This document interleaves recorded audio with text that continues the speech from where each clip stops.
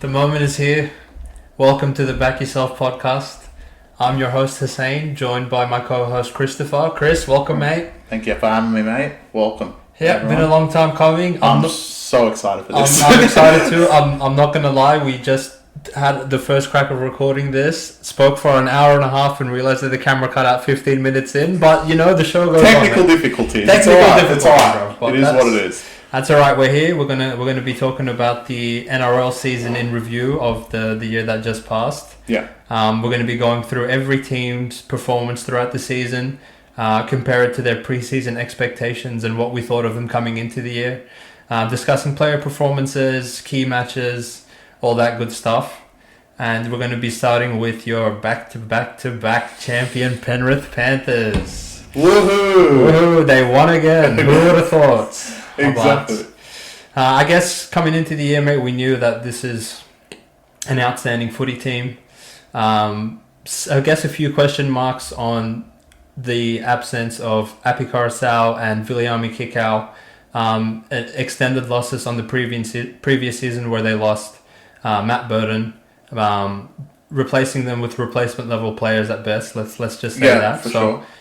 I don't think we really didn't see them as a true contender for the premiership or even the favorite, but I guess there was a little bit of concern around those player movements, but the machine keeps on rolling, mate. Of course they do, mate. They're unbelievable. I think they were favourite pre-season anyway. Yeah, they might have been short favourites along with Roosters and Souths, I believe. And yeah, Melbourne were in the mix, always but around. a little bit further down there. Yeah, but, no, I agree. I guess there's no better place to start than the grand final, which we just saw a few weeks ago, mate. Any comments on the Broncos and Penrith game? I mean, Broncos were the better team for 65 minutes. I think they played outstanding. I think the one thing that Brisbane can take away from the grand final is they're very young. Yep. And they got there. No one even thought they would get close. No one even thought they'd make the 8. You got to put into perspective that Brisbane were $1.80 just to make the 8 going into the season. Exactly. So. To go all the way to the grand final, and they not just made the grand final, it was that they were top 2. They could have been minor premiers. Yep. Had one hand on the trophy with one 20 hand on the minutes to go, trophy. but... I think the whole everyone that's watching, I think there was no one that sat there and thought that they would come back and get out of that hole. Yep. If anyone thought that, then they should reevaluate some of their thought process. Because whoever backed $50 live, mate. Nah, come on. They can see the future. They can see the future. Yeah, that's pretty much what it is. That's the only way you would know that would happen. Mate, fair play to those guys. I know, but you got to give it to them, mate. Heart of a champion. When they had all their players go down, I saw Jerome Luai walk off the field. I saw freaking Luke Garner in the centers. They're shot. I saw Isaiah concussed on the floor. Mate, I saw Ezra Mam run the field for the third time, score his third try under the post, 24-8, 16-point lead with 20 minutes to go. I'm sitting there thinking, you know what? The champs have fallen. They're finished. They're done. There's no possible way in the world they're going to come back and win this game. They found a way. They found a way, mate. I don't know how, and I don't know how it's possible, but they found a way. And I think there's 5 teams that didn't make the grand final that could have suited up in that exact position and would have not conceded those points. Yep, I agree, mate. But let's keep this let's keep the topic at hand to Penrith, and we'll save our comments for Brisbane as we roll down the teams. Let's go with Penrith. You know what? We can sit here. We can praise Penrith all we like. Obviously, they're the most dominant team of the last 4 or 5 years. They're back-to-back that hasn't been done since Sturlo's Eels in the 70s. It doesn't take a genius to sit here and say that they're an outstanding team and they're the cream of the crop. They're the best team in the current era. Fair play to them.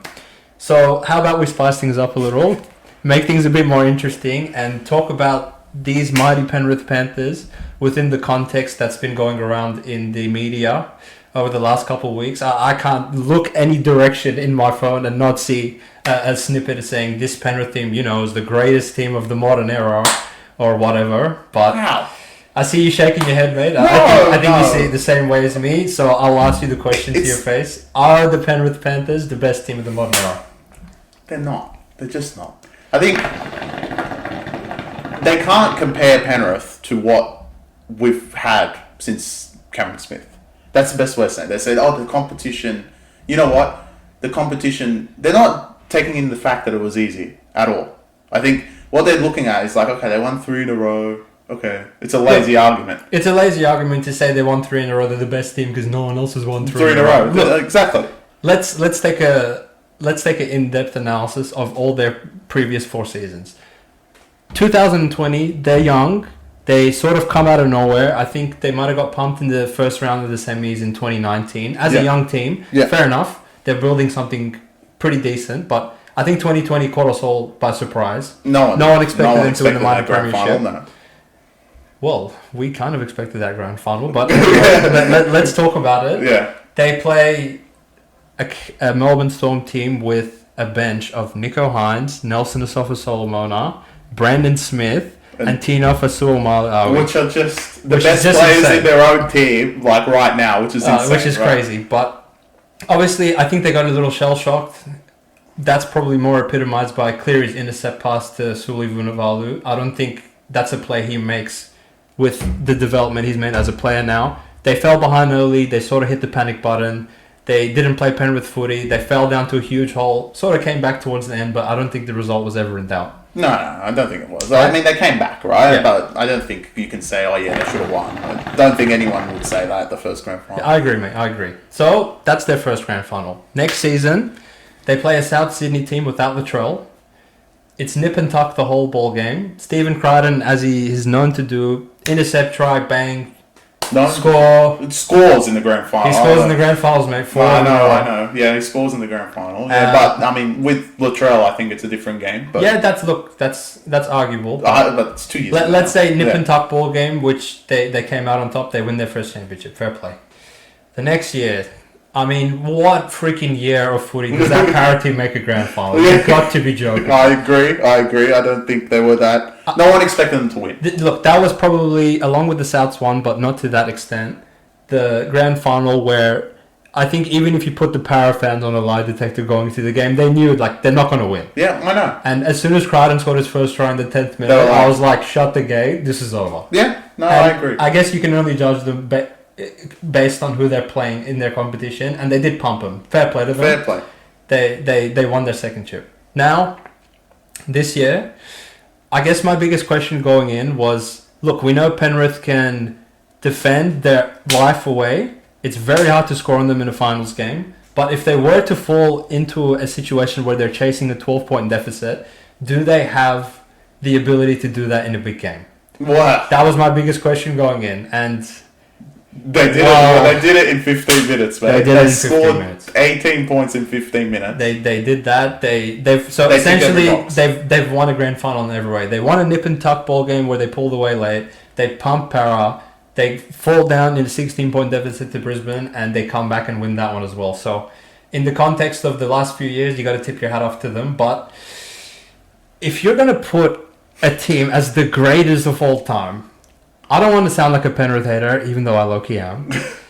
You got to open the discussion into, okay, if you're betting your life on a game, are you going to bet on Penrith to beat Slater, Smith, Cronk? No. Iterated Melbourne team in 2012 that literally held that Dogs of War team to 4 points in the grand final. No, you're not. I'm not going to do You're not going to take even Sharks. The Sharks grand final of 2016, you wouldn't even beat them. You think that Sharkies team would They would beat them. That forward pack would match them. I don't think anyone... The Penrith pack is fantastic, but the Sharks pack was another level. Yeah, we're talking veterans in every level. We're talking about, absolutely physically dominant, intimidating, you name it. Just had it all. And they had the outside backs. They had the halves. Yeah. They had experience. They had a good coach. They had a great coach. Mate, I don't think Sharks would have done anything. And I think if you take that Sharks team and take them... Because, a lot of them didn't stay into the next year. But if they played in 2017, let's say, in a world that they were exactly the same, I don't think they win. You're thinking that's a team that could maybe win 2 or 3 back-to-back or something? No, yeah. You would be like, oh, they're going to win 2 and 3. No. Because you look at the Roosters team the next year, and you're like, oh, repeated, Manu and Latrell and James, for God's sake, a prime James Tedesco, absolute peak of his powers, Cooper Cronk, a dominant forward pack, a great coach. Look, if they were to play in a grand final tomorrow, the 2017-18 Roosters team versus that Penrith team, I would probably take the Roosters team. No, I wouldn't even put the word probably in there. I would take Roosters, 100%. You'd take a personal out and put her on Roosters. I agree, yes. Fucking hell. I don't think there is. And you know what people are going to argue, and I think this is everyone, all the journalists and all that, right, is that they're going to argue the 6 again rule, Penrith have adapted to it perfectly. Which they have. I agree, but the stars of those games, if you put them today and there was a 6 again rule, they would adapt their game as well. We're not talking about players like Thurston that's not going to adapt to how to play the 6 again rule, or Cameron Smith, who actually beat them during the 6 again rule anyway. Believe it or not. So, like, that, I don't think that's an argument either. I was promised that the 6 again rule was to stop the Melbourne Storms wrestle in the rock, where literally the next year they won the comp anyway. They won it anyway. So what was the point of that? So, like, you can't argue that point either. So, I mean, the greatest modern era team, that is probably the worst argument I've heard. I just don't think it exists. I'm going to go rapid fire in probably the last 10 or 15 years. And I'm going to name all the grand final champion teams that would beat this Penrith team. 2008 salary cap cheating Melbourne Storm. They literally beat the salary cap. I don't know what you want to say. Yeah. Okay. But I mean, you could put an asterisk, but obviously they would beat them. Yeah. Oh, sorry, the 2009 one. That beat the Parakeet. Yeah. But I mean, you could put an asterisk, but they would beat them. Right? Yep. Yeah. The 2013 Roosters team with SBW, Pearce, Maloney, Minicello, Sam Moa, Boyd Cordner, Aiden Guerra, Jake Friend. Not a contest. I would take them to beat them. I would take the 2014 GI and Sam Burgess-led Souths team. Talk about a forward pack that was just absolutely dismantling teams. I would be interested to see how the Penrith forwards would go against them. They would actually have... But they had the 6 again rule. Oh, well, yeah. We should just end the podcast now. It doesn't matter. Because crown Penrith. Because they've got the new rules, so then you just crown them, right? You don't worry about everyone else, because you don't know how they would be in the new rules, because you didn't it wasn't around at their time, right? Yeah. But now that it's around, it's like you can disregard all the other teams because, Penrith would have won it anyway because they know how to play a faster game. Oh, I completely skipped over the 2012 Melbourne team. They would beat them. I think this Penrith team would beat JT's Cowboys. Sharks is 60-40 for me. Leaning Sharks. I'm leaning Sharks. I'm leaning Sharks. The Roosters team would beat them. Yeah, 100%. The Melbourne team literally did beat them. And obviously the last 3 teams, they beat comfortably. Yeah. So, you know what? You got to take your hat off to them. Great side. Nathan Cleary, all the question marks in as far as club footy goes. All the question marks have been kicked out. He put the team on his back. To kick a 40-20, get a try assist, get a line break, score himself. There's literally nothing more you could ask of him that he didn't deliver in that last 20. So, fair play to him. Great player. Great future ahead. He'll never be better than JT or Andrew Johns, but that's a topic for I'm surprised I'm not seeing the greatest team of the modern era in Vegas next year, but I think we can get that into our preview next year. It's very interesting. The greatest team of the modern era isn't going to Vegas to promote our sport. Yeah, well, that's very interesting. Well, don't worry, they'll probably have a bye and then play one of the teams. No. You know what it was? Because, in case it was a home game, they didn't want to lose a game at Bluebet. Which, of course. They're going to try and bring Vegas to Bluebet, actually. They're going to try to, that's the way they're going to do it. Unbelievable. But you know what? Fair play. Deserve a chance. They've overcome a lot of adversity. I want to shout out Ivan Cleary for becoming the new number 1 coach of pulling blokes off the street and making them not just serviceable but thrive. Incredible. To bring a 37-year-old Tyrone Peachey off the street, who couldn't even make the Tigers side, and now he's just scoring tries for fun like it's one big joke to him. Mate. You know what? There's not many teams. Even the rookies, everyone coming in. Yeah. Taruva, he won Rookie of the Year. He shouldn't have, but he did. And he was not supposed to play wing, and he looked great out there. Taylor May was down the whole year, didn't even miss a beat without him. Don't worry, he'll be back next year. Yeah. To replace Kruder. Yeah, okay. We'll see how that goes. But I think we've got to look at the flip side of the grand final now. We've got to look at what happened on the other end, which I know is painful for everyone in Brisbane. It's painful for us as well because we had to see them three-peat. And now we've got to go to Brisbane, who, you can turn the camera to me, you can clip this if you want. They were the best team this season, without a doubt. They showed, and I think everyone's question marks around them was, can they defend? And you bet they can. They defended so well within that first half of the grand final. Yeah. To keep it at 8-6, almost, I think, should have won them the grand final. They had so much ball, Penrith. And never even looked like scoring until freaking Herbie Herbie Farnworth hits accidentally it knocked back it to them. straight into Mitch Kenny's strike. Exactly, and I just don't think. I think they were the best team all year, and they let it slip within 15 minutes. You know what? I was sitting at home like, all right, Brisbane's won the comp. Yeah, I think Brisbane were on the field thinking Brisbane we won won the comp. Yeah, They're already picturing themselves putting the freaking grand final medal around their neck, lifting the trophy. yeah, I think they got a bit complacent, as you could do as a young team. But yeah. I think like what really would have helped them if they had a veteran halfback that's been in the league Yeah, for 13 only if years. they did, right? That's been immortalized as a game managing half. If they had one of those, then they probably win that game. They did. I mean, there's the young stars. I don't blame. If you look at a good example is Ezra Mann. This guy scored a hat trick in a grand final on the back of becoming the 5A Dalian medalist. Who the hell saw that coming? Who saw that coming? He scored a hat trick in the grand. What do you think's going through his brain? He's like, I'm going to win the grand final. I'm going to win Clive Churchill. I have won Dalian 5A of the year. I probably had the best season that anyone could possibly have, and no one expected me to do it. If you're in that position, you're like, oh my God, how did I do that? But then it's not his job to control the game as well. And I think that's the one downside of Brisbane was one player, which was, we didn't name drop him now, is Adam Reynolds, is that his job, he's getting paid, I think, more in this season, more than everyone else in the team. He's the most paid player. Look, he brought there as a veteran. They brought Adam Reynolds in for one reason. And this is why. If you could have one player to bring you home with a 24 to 8 point lead in a grand final, Adam Reynolds is probably a top 5 half that you would take in that situation. Yeah. Kicking game, composure, leadership, he ticks all those boxes. I agree. But on the day, I think they got a little sloppy. I didn't really see him kick into corners, chase, grind the game away. Didn't kick early. Think in this opposite way, right? If Penrith had a 24 to 8 point lead, they would never ever blow a 16 point lead in that condition. No way. They would complete their sets, kick into the corners, defend for the next 20 minutes, and hoist the trophy. Yep, that's it. And they would have it right now. They would 100% done that. But these guys just... I mean, you could say this year was 15 minutes, but last year was the last 8 games. Yeah.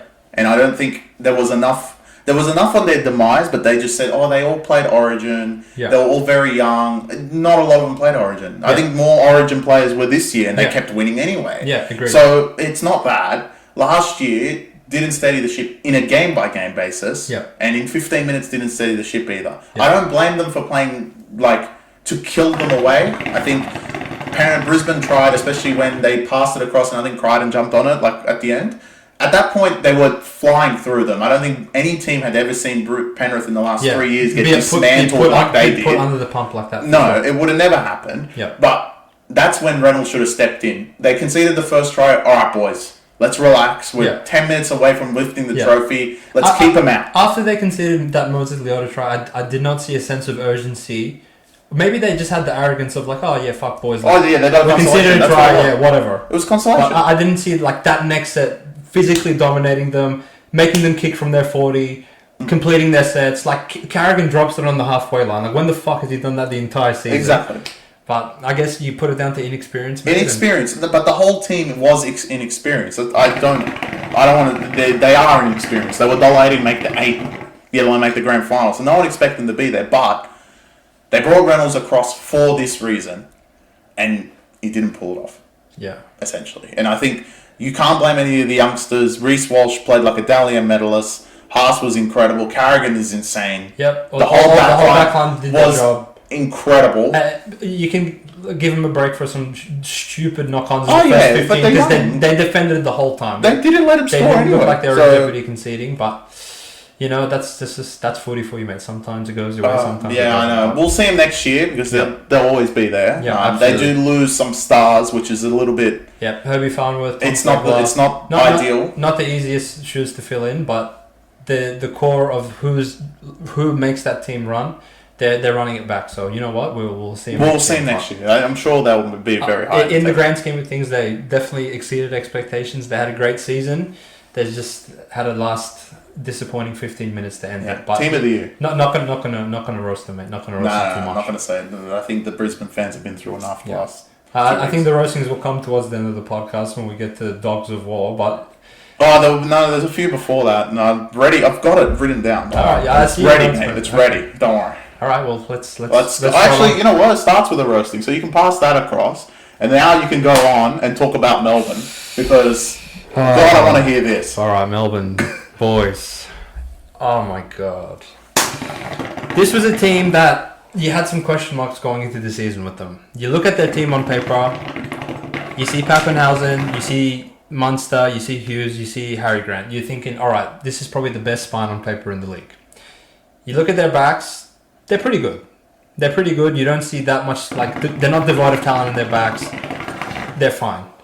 You look in their forwards and you're like, all right, Josh King, Trent Liero, Eli Katola. I don't know if this is a forward pack that they've been used to having over the years. Obviously, you had the veterans in Jesse Bromwich, Felice Kafusi, Kenny Bromwich that have been there for years and years and years, always done their job, always been reliable. And I'm going to say that all the blokes that replaced them were very underwhelming for the whole season. I think they just were who they were. They were. But that's all that they didn't change. They didn't improve. They didn't do anything like that, which didn't look like that for every other team. Now, in saying that, if you're going to allocate the majority of your salary cap to your spine, I'm not going to be mad at that. But in that situation, they need to be able to overcome, to some extent, not having a dominating ruck every single game. They know that going in. And for a team that came third, I thought they were pretty underwhelming for the whole season. But I guess in the back of my mind, there was always look, it's Melbourne. They can flick a switch when needed. They have the veteran coaching. They have the experience. They have the big game players. They're going to be all right. And then I watched them go to Brisbane. Yeah. Oh, my God. They could play for another 10 hours there. They wouldn't have scored. Harry Grant's pegging the ball up the floor from dummy half. Cameron Munster. Look, I think Cameron Munster's the best player in the league, but I got to say it's hard to argue that for the season that he just had. I didn't see him step up in Origin. I didn't see him step up in the semis. He was nowhere to be found when needed. Not going to kill him, obviously, because their forwards were not really getting the upper hand for him, but I do expect a bit more from that caliber of a player. I do too. Pappenhausen, would he have made a huge difference? Absolutely. Did it break my heart to see him get injured after 12 months of rehab in garbage time of that Penrith game? Absolutely. Do I wish him well, as I'm sure the rest of the rugby league community is wishing him well? I hope he's back round one next year, and I hope he's fit and firing, because the league's better for it when you got a bit of Pappenhausen magic in there, mate. But until they address their forwards, I don't see their fortunes changing anytime soon. It's hard now. I don't know who they get. I think there's a lot of forwards out there that are just locked up and want to stay with their clubs. And as every team becomes more competitive, it's even harder to find the forwards, right? And next year, I think it's a lot more competitive than what it was this year. There's a lot more teams which get more talent, and the talent kind of spreads out a little bit. But in saying that, I agree with the spine. I think Harry Grant, I don't know how he won Hooker of the Year. Because I don't think he did much in Origin either. I agree, He's the second best Queensland hooker in Origin, and the guy that's better than him is literally a halfback. He's literally a halfback. He might be the second best hooker in the competition, and the best hooker in the competition is actually a halfback. It doesn't make sense. I think Harry Grant kind of regressed a little bit, so did the rest of the spine. I think Hughes doesn't get the blame too much, and because Munster he was a bit banged up throughout Hughes the year. was kind of injured throughout the whole year. Pappenhausen obviously didn't play the most of the year. Meany was fantastic. He did a great job. Look, he's not Pappenhausen. I think there was a lot of arguments. Or do you keep Meany at fullback? No, you don't. Put Pappenhausen in. As simple as that when he's back. But in saying that, he was serviceable. He did very well for them. But essentially, when you have Pappenhausen, if you play Pappenhausen. If you want to win a comp, you put Pappenhausen in fullback. It's not even a contest. It's not even a question. I can't believe that was even an argument. I can't believe, mate. We just talk about Penrith being the best team in the modern era, so anything's possible. Yeah, exactly. Anything's possible. But I don't think there's much else to say about Melbourne. I thought they were underwhelming. I don't know if they even tried too hard. I couldn't remember a game. They didn't seem too bothered when they got massacred by Penrith. They were a World War brick bullshit try away from going out in straight sets. Yeah, straight sets, so exactly. That's not what you're accustomed to seeing out of Melbourne. No. And when you saw that Roosters team, a lot of people will forget what Roosters team actually went there. It was pretty bad.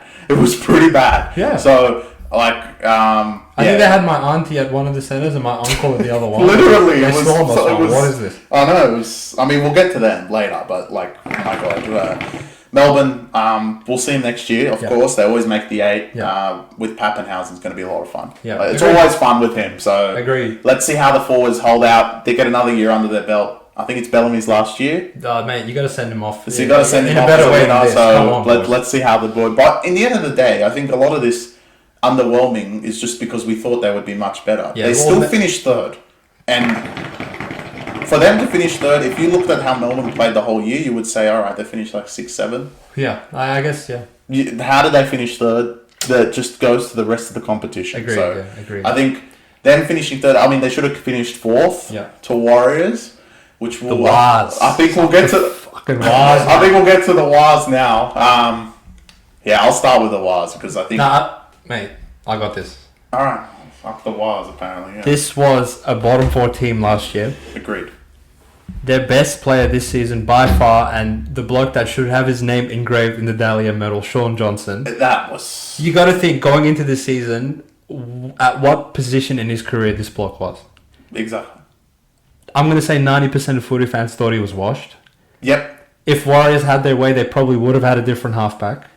And to have the season he had, mate, this bloke, what an absolute superstar. I'm so glad that I got to witness this bloke in action. I can't believe how well he's developed as a halfback from coming into the league as a Showtime touch footy-esque player that will just beat teams with footwork and speed and all this stuff to being an absolutely elite game manager, mate. I just wanted to give a shout out to Sean Johnson. What a fucking player. What a player. And I think the rugby league community knows he should have won Dahlia. There's no question about that. Obviously, Kalen Ponga, which we'll get to next. But the Wars, what a season. What an absolute amazing season. I think this was, they played a few games in New Zealand last year, but I think this was the official return, they did it with a bang. Yeah. They were exceptional most of the year. Defensively, incredible. Some of the offensive plays, watching it live, you're like, why does not every team do this? It made no sense, right? Like, I guess I had a big question mark with their new signing at head coach, but that bloke, mate, I got to tip my hat Andrew Webster, man. Andrew Webster, what a coach. That would have been the second biggest fraud if he didn't win Coach of the Year. Absolutely. My God. You got to think, like, model of consistency. Their forwards played good every week. Fanua Blake, Tohu Harris, as sound as you could possibly get. I don't look at this roster. I'm not wowed by the players that they have. Their outside backs are very average. I would argue they're quite average. Their forwards, they got a few gun ones. Sean Johnson going into the year, as I said, you wouldn't expect him to be an elite playmaker. Wade Egan, I thought he got robbed for Dahlia and Hooker of the Year. He was amazing. I think he was probably the I thought he was the best in the whole season. But I don't know how we don't know how the scoring works in general. No one knows, right?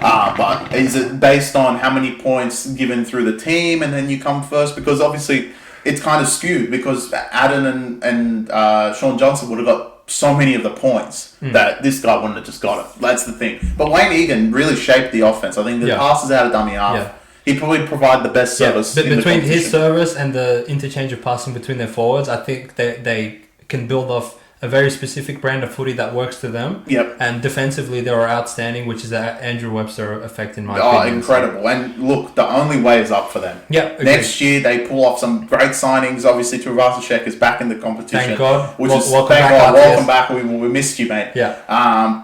But him coming back, I think they get Harris Tavita as well.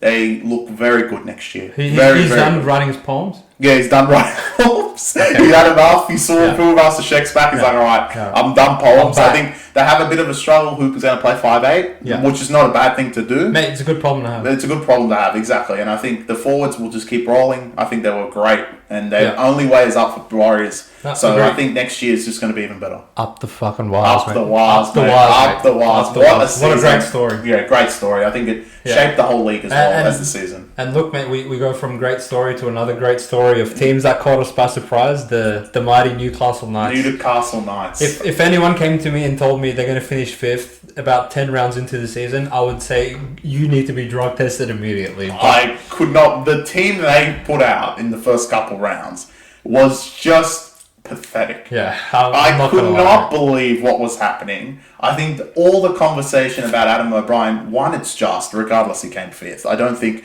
anything he's done has changed what they've done. controversial topic maybe. But in saying that, they finished 5th. They caught fire at the end of the year. And they all of a sudden scored. I'm going to push back on you a little bit, saying that they were asked to start the year. I think they were bad. I think they were competitive in games at the start of the season. They literally beat Tigers in round 2 with no players. It's Tigers. I don't want to get into the Tigers debate now. It's Tigers. What do you want? Look, they had a lot of injuries. Obviously, when Kalen has his HIA situation, this is the highest paid player in the NRL. You're going to need him to win games. Agreed. Right? They sort of lost their way for a bit there, but I think the turning point in their season was the 1-point loss to Penrith at Newcastle. That sort of, I thought that gave them hope of like, oh fuck, like, all right boys, if we play our best footy, we can compete with the better side. It was later. I think when they lost to that Penrith team without anyone the second time. Yeah.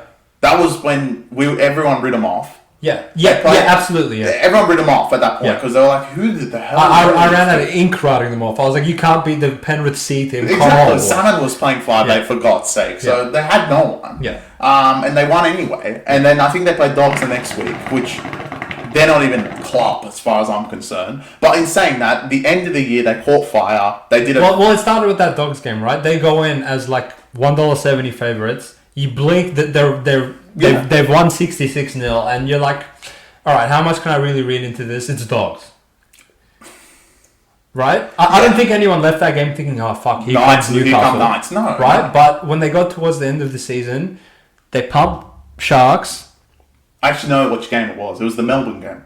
When they beat Melbourne in Newcastle, everyone's like, okay, they're not bad. They can still make it. They have that pointless draw earlier in the year against Manly. They honestly turned Newcastle into a fortress. They did. They were very good. It seemed like every game was there, which I don't know how the draw makers do that. We'll get to the draw makers. Yeah. But they were very good towards the end. They beat Melbourne. They beat Cronulla. When South Sydney came to them, honestly, I thought, all right, here's where the fun ends for them. But they beat them in convincing fashion as well. They beat them out of the 8. And they literally played no players. They even beat Dragons in the last game of the season.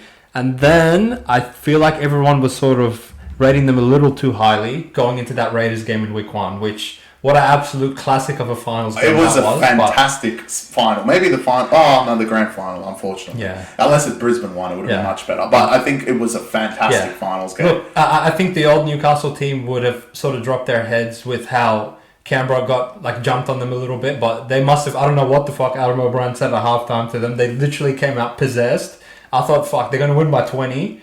Went to Golden Point, held their composure, won the game, but I think that probably took a bit out of them because they looked a shell of themselves when they went to New Zealand. They weren't going to... That's a tough ask, mate. It's a tough ask to go there and win. I don't think anyone would have thought they would have won, but, they had a crack. I don't think anyone... They started well. No, they didn't. Yeah, they started well, yeah. No, they didn't. They got off the plane, no one fell off the plane, that was good, and then 2 minutes in, they conceded 2 tries in 2 seconds, didn't they? Yeah. No, look, no one... I mean, if they're going to make a prelim, I think I've seen it all. Look, I guess if someone was to say Knights are going to come 5th and they're going to lose in the second week of the finals, you're like, you know what, they did pretty good. They did fantastic. This was a team tipped to win 6 games, 7 games pre-season, so to come 5th, and they literally won 7 games straight, They've done well for themselves. Exactly. I agree. Shout out to Newcastle. Kalen Ponga, Dalian medal? Oh, yeah, he didn't play fullback for half Dalian fullback of the year from round 12 onwards. He didn't play fullback, literally, for 12 games. Yeah. So, I don't understand how he can win Dalian fullback. And on top of that, Dalian. Everyone knows it was Sean Johnson. Everyone posted it was going to be Sean Johnson. I don't know how Kalen won. I think... That's hard to understand. That's not to shit on Kalen because he's a superstar. He's a superstar, but it wasn't this year. I think that was a bit confusing because of course he had a lot to do with their winning streak down towards the end of the season. But in the totality of the season, I don't know how you can look at what Sean Johnson did in terms of his body of work. It puts everything in perspective as everyone else on that team, because everyone else on that team clearly didn't get 3 points in any of those games. Yeah, I guess it was just because if they did, Kalen wouldn't have won. Yeah, well, who's going to get the point? Exactly. So I mean, there was comments back and forth between some of the journalists about Newcastle and their spine, and everyone, or even some of the ex-players, right? And all of them were talking about how bad they are. I think that I agree. If any of them actually played good, they would have stolen Dalian points off Kalen, and Kalen wouldn't have won. But they weren't. So Kalen won 6 or 3 every single time. Yeah. And that's why he caught Sean Johnson. Sean Johnson didn't play the last game. Yeah. Though he had an injury, I think he was out for he was out for the Penrith game before that. Yeah. Well, that was the finals game. That was the final game. Yeah. I think he was out. I think one of the games. Sure. Regardless, Yeah. he was out the last one as rested. So was Kalen though. Kalen play? No, he didn't play. No, remember he was like injured. Oh no, he didn't play. They played the worst player, which I definitely wrote down somewhere. Lockie Miller. Yeah. Talk about just. I can't believe anyone defended him at the start of the year. Mate, just established. Just go to England. As soon as he went out, they started winning. Yeah. Well, and then some of the backline went in, like Dom Young. I don't know why he didn't start. Yeah, that was stupid. Yeah. Marju came in. Yeah. He was fantastic. Who didn't start the season? He didn't start the season either. So you could see to have a pair of wingers score 20 tries each, like they didn't start the season. And honestly, like Newcastle have always been lamented as to how shit their attack is. Yeah. Through the Adam O'Brien regime. So I'm going to put a lot of that down to Jackson Hastings and Tyson Gamble and Phoenix Crossland. These are, I mean, once Braden Braley went down, I was like, fuck, like who the fuck's going to play hooker for the rest of the season? But Crossland, credit to him, he's a makeshift hooker and he did a great job. Jackson Hastings did a great job. Their forwards probably overperformed. They did a little bit. I think they're a bit rated now. Everyone thinks. Yeah. I mean, they were good on paper, but no, they never performed. And now they performed. Yeah. Finally. Yeah. So this is a decent roster. They were never bad. Yeah, their roster has always been decent. They underperformed for a long time, and I think they're hitting their strides as to what they should be in terms of a product. So agreed. Fair play to them, and good luck to them next year. Yeah. I'm keen to see if they can hold the moment. All right, on to the next. I think this is where it definitely gets entertaining. This is where it starts. This is where we have a bit more negative. We want to say, so I think I'll start with the Sharks because I like them for a long time. Let's go with the Cronulla Sharks. Fantastic last year. Went out in straight sets. I think the finals voodoo continued this year as well. This year was obviously a little bit different because of the way they lost more than anything else. But let's start with their season. Started well, as they mostly do. Yeah, absolutely. They started fantastic.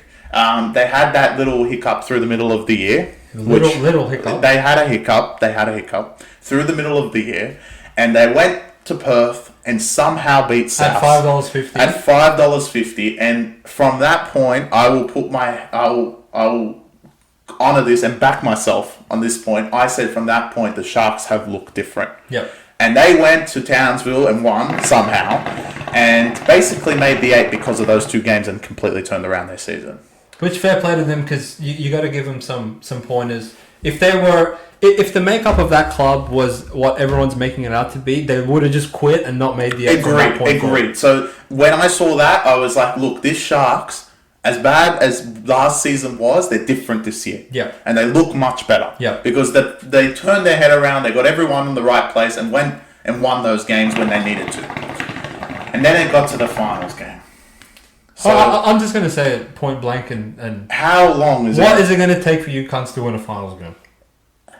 I don't know what else they can possibly have to win a finals game. Honestly, you're talking about they had 3 games. Well, the Souths game they played in ANZ, but the Cowboys game and the Roosters game, these were like extremely competitive games where you should win at least one of them. Easy. Come on, boys. 100%. Come on. They actually looked better in the Cowboys. I know. That one was much closer. Honestly, and when I look at this roster, the backline's outstanding. You have a Dally M reigning halfback of the year and player of the year in Nico Hines, which, well, I guess his resume is now a little bit controversial in terms of he probably cops most of the blame for their finals losses, but I don't think he could have done anything. I thought he was great. I thought he was great. He was fantastic in the semi-final. But probably missing a forward or two if you want to nitpick their roster, but I think the roster is good enough to the point where it is. They should have at least made a prelim or something in one of these 2 years with where they were positioned on the ladder. But in terms of how the Roosters game went down at Shark Park, unforgivable. Joey Manu goes down. Joseph Suaalii goes down. Wong is playing centre, for God's sake. James Tedesco is sin-binned with 25 minutes to go. The worst play I've ever seen, but anyway. In hindsight, do you take the 2 in that position, mate, or do you go for it? Because you got to think, like, this is total points under galore. No one scoring. I actually would take the 2 again. You would take the 2 again? Because never kill him because you were like, how are they going to score?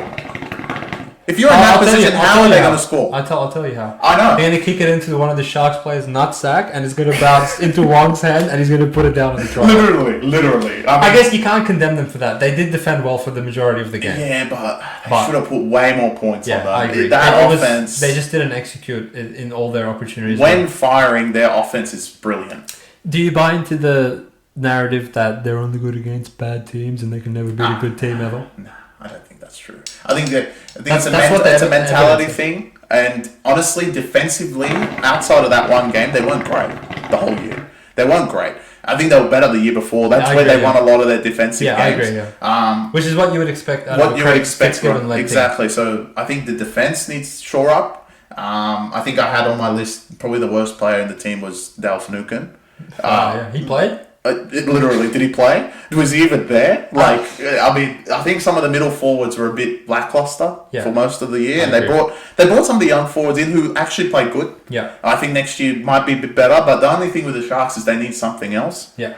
To win anything. I don't think you can run it back with the same team. You can't, but they're at a point where they have demons in these final games. When shit doesn't go their way, I don't think they can keep their composure based off how the last 3 finals games have gone. But I mean, the point, I guess, other than Roosters, I think it was very close. It was $2 to $1.80. Like then, they've always been expected to win. I think they were favourite against Cowboys as well last year. I might be wrong. They were like $1.70. It was close. Yeah, they were literally like $3 against I feel like the expectations gets to them a little bit. Yeah. I don't know what it is, but they have a year to fix it up. Yeah. And next year, I think they're one of the teams that you can contest to not make the 8 with the teams that didn't make the 8 this year. Wow. Because you're going to be like, well, these guys should be there. Fuck. So I think it's a bit hard for them, and they're going to have to get it exactly right next year because next year is a different ball game. Yeah. Yeah, I think there's a lot more. They're gonna need to be mentally resilient to make it through a whole season and get back to that point to give themselves a chance to go deep into the finals. Agreed. Personally, I would blow up the roster and change it up.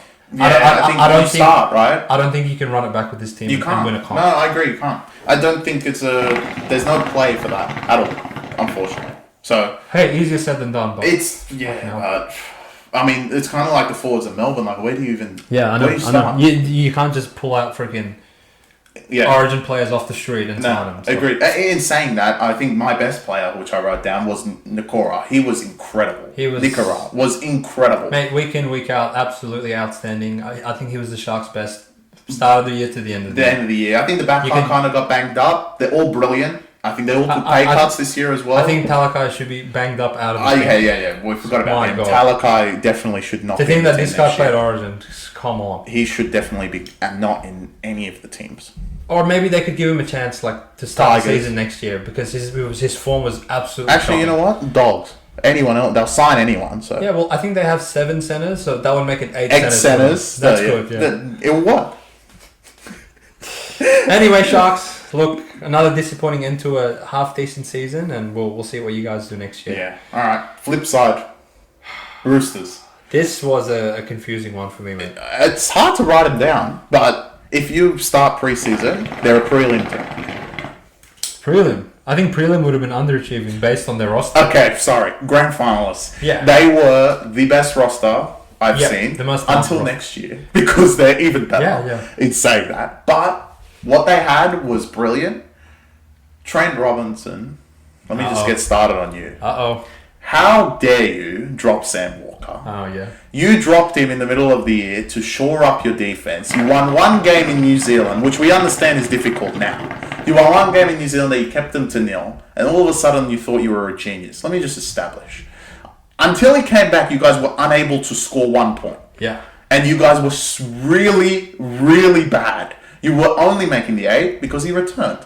Now, next year, if you even think about dropping him, which I don't think you will because he won you a finals game and you were 30 seconds away from a prelim, if Warbrick didn't score, if you even think about dropping him, you should just... There's something wrong. Yeah, fair play. He was the whole offense. In saying that, James Tedesco, I think you got the backlash from any player. The fact anyone in the world said that they put Edwards at fullback over you in Origin Disrespectful. Casual take, mate. Casual take. Disrespectful. James Tedesco, you were fantastic to the back end of the year. Yeah, you did everything right. He showed his class. He showed his class, and he showed every single person that said that. No, you can't question him again. No. I'm gonna analyze the Roosters as a tale of two halves team this season. Yes. They start the season. They're fully healthy at this point, right? The injuries don't kick until halfway through. I agree. And Hammer time gets them, mate. Fins up as 20-point underdogs win outright. But you're not really worried at this point, right? You're like, fuck. Like, Roosters generally start slow. It's not the first time they've lost the season opener. We'll see what happens to them. Halfway through the season, I'm telling you, I couldn't even look at them. Honestly, I couldn't look at them. I could look at them. Every week, there's 4 points, 8 points. Wow, they got 12 points? Fuck, they scored twice and converted them? It's just unbelievable. The conversions. Oh my god. This is a team with freaking star-studded players. I look, they got injured. I understand they got injured. This is the NRL. It's a brutal sport. Everyone gets injured. Everyone gets injured. You don't have an excuse to be that ass when you're missing a couple. No players. excuses with that team. I agree, but testament to the club they are. They make the 8. They win a finals game. They go within a Will Warbrick try of winning another finals game. So I'm gonna say back end of the season, A+. Middle of the season / start of the season was an F. D. Oh, F. You're going to give F? Yeah. They couldn't score. They couldn't fucking score. There was a point where they were below Dolphins, for God's sake. Are you kidding me? Was it when they were below a point they were below Tigers? No. Oh, no. They don't do that. No, I don't think there was a point where Tigers were over anyone. That's true, because they lost the first game. Yeah. Wow, they were bad. Yeah. God's sake.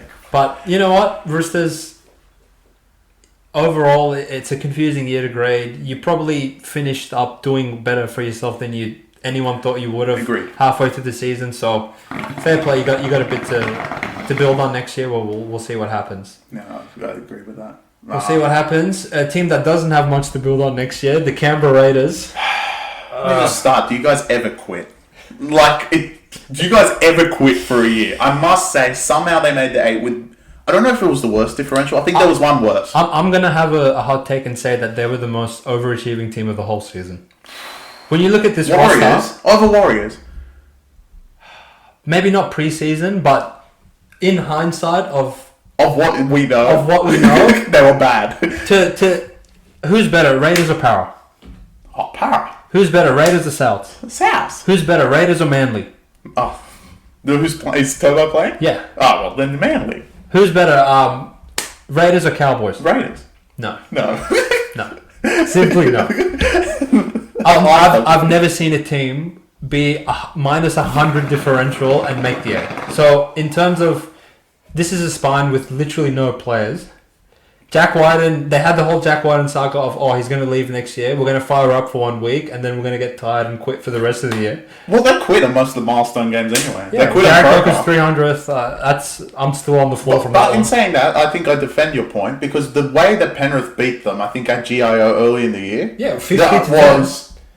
I was like, these guys are never going to recover. These Raiders were literally 1-5 when they were going to Brisbane with Brad Schneider at 5'8". They won anyway. And they won. And I guess from that point forward, you can never judge their character as a team. You can judge their talent because they don't have much. They don't have any. They have 2 forwards and a 5'8", which they don't even have him now, and a centre. And you know what? This is a testimony to Ricky Stewart.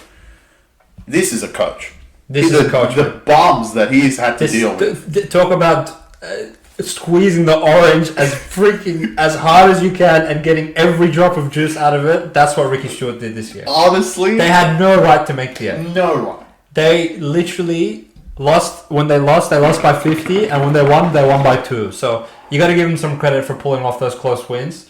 I got to tip my hat off to them. And not only that, they went into Newcastle and went to Golden Point and lost to a penalty goal in the end, which no one, even Ricky probably in his heart of hearts, were like, we're fucked today. Yeah, no one would have thought they would have won. And the way they lost, like that penalty call, I don't know why they call penalties for offside in a big game like that, but they did that before. In saying that, they didn't deserve to go out the way they did. I thought they played fantastic. I think Newcastle. they didn't deserve to be in there. They didn't deserve to be there, but they made it, and that's all we can say. I think they were great. Next year, please, I don't know what they're doing with their salary cap. Sign someone. Yeah, I don't know. I don't know what you guys are doing because you have no players. Yeah. Literally no one. Like, I can understand, alright, you're paying Tapunique, Papali, you're not even paying Wyden anymore. Who the fuck's getting... Who's getting paid? Who's getting the cheese here, bro? I don't know. I mean, they could be in the market for Luai, but he's not going to help them. Anyway. I mean, they'll make the A with Ricky, probably. Yeah. They'll make the 8 if you flip it upside They down. might, yeah. That's probably the only way. I can't see them next year. But we rid them off this year, so... But next year... Now, don't worry. Next year when we tip them to make the 8, they won't make it. Without Wyden. No, I can't even look at them. Yeah. Alright, we'll get to a team that this time... I don't think I will say one word at this point. I will say one word about Damien Cook, and that all I'm going to say is talk about Damien Cook to the microphone. The rest is on him. And I can see from his camera, like, he can't even look at him. That's the problem. South Sydney Rabbitohs. South Sydney. Damien Cook, you were the worst player as far as I wrote down. Your service from dummy half, out of your 10 passes every game, 5 of them are forward, and the ref doesn't call it. You should never play Origin again. You only scoot when there's no markers. Everyone else, even players that they see the markers, they at least try and attack them, right? Even players attack them to get penalties. You don't even do that. They're not even square half the time. Literally every time they're probably not square. You don't run at them, and you don't because they know if you're gonna have markers there, you're not gonna run. So if they're square or not, it doesn't matter, right? Because you're not gonna run them anyway. So other than that, that's all I gotta say. Because everything else in South is on the same now. Because he likes them, and you know what? He's gonna kill I liked them, but I don't even know where to start with these guys. So. And JD sucks. I like JD. I think he's a come on! extended until 2050. I like him. Look, Souths, to start the season, by round 10, you got journalists saying these guys are going to win the comp. They beat Penrith, they beat Melbourne, they beat Brisbane, all in convincing fashion, back to back to back. By round 10, Chris, they're $1.03 to make what, Mark? To make what? The top 4. Not the top 8, the top 4. They're first by a landslide. Their point differential is through the roof. They're beating teams convincingly every week. I'm like, oh, okay, we're probably on track for a Souths and Penrith Grand Final. We'll see what happens. And then... What happened then? The forward started to give penalties away. The discipline. They went from the most disciplined team to the least disciplined team within 1 week. I don't know what JD says to these guys are training. I don't know if they even trained past that point. There's news of them playing basketball. Maybe they should go play basketball instead of footy. They piss me off. Oh my god. I will give them a 1% break in the regards that, in terms of their scheduling in the Origin rounds, they lost games to Dragons and Dogs when they literally had no players. I can give you a break for your C team losing to these teams. Yep. But once everyone came back, there is no excuse with 5 rounds to go to not make the 8. At this point, there's still $1.60 to make the 4. There's still $1.03 to make the 8. All you have to do is win a couple, like 1 or 2 of these games. They beat Tigers and don't cover. They beat Dragons and don't cover. And then they're $1.15 and go to Perth and play Sharks. And look, it's 26-0. Yeah. Sure, they threw the footy around to make the scoreline respectable. They got hammered.